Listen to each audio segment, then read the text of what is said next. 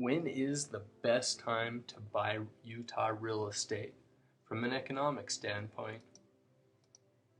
There's some important things to consider if you're trying to time the bottom of the market and figure out the best time for you to buy.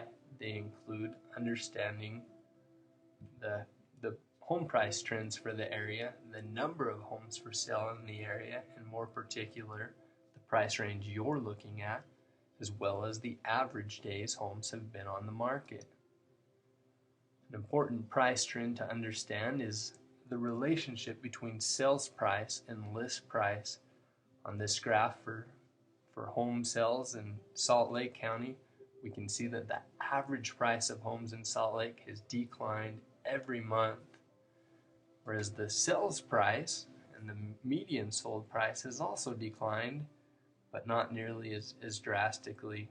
Once that levels out, we can expect it to eventually rise again one day.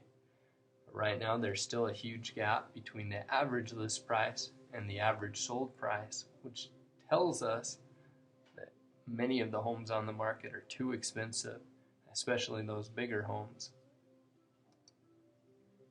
Now, the amount of inventory is also a key factor. In general, 7 months of inventory represent what's known as a buyer's market. In a buyer's market, there are more buyers than there are sellers. And so prices will decline as the sellers need to compete for that limited amount of buyers. If there are 5 to 7 months of active inventory, the market is considered a balanced market. In this state, home prices will appreciate moderately according to inflation, usually about 3 to 4% each year. If there are less than 5 months of inventory, it's termed a seller's market. During a seller's market, home prices will rapidly increase as supply doesn't equal demand. This is what happened during the housing boom. There were a lot more buyers than there were sellers, and so it drove prices up at an unsustainable rate. The months of inventory is key by price range.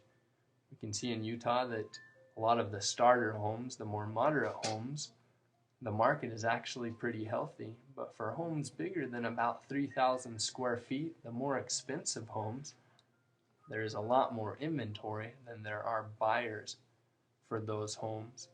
And so until we see those numbers, that amount of inventory go down, those prices are going to continue to decline.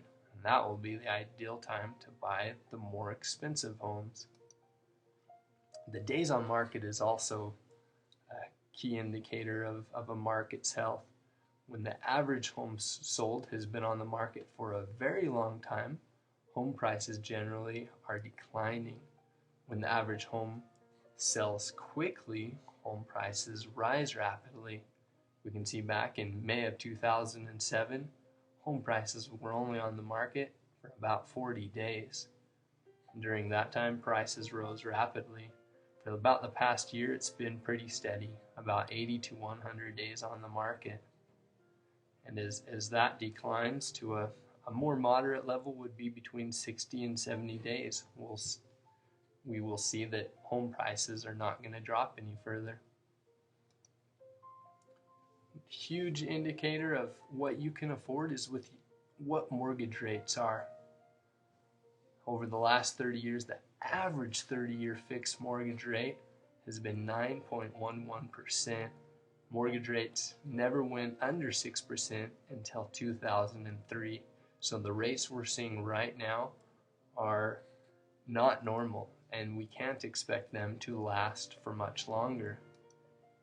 If you had a $200,000 mortgage loan at a 5% interest rate, your monthly payment would be $1,074 a month. Now, just 2 points higher at a 7% interest rate, that same $200,000 mortgage loan would be $1,331 a month. That's the equivalent of a $250,000 home at a 5% interest rate. Another important thing to consider are your needs when buying a home.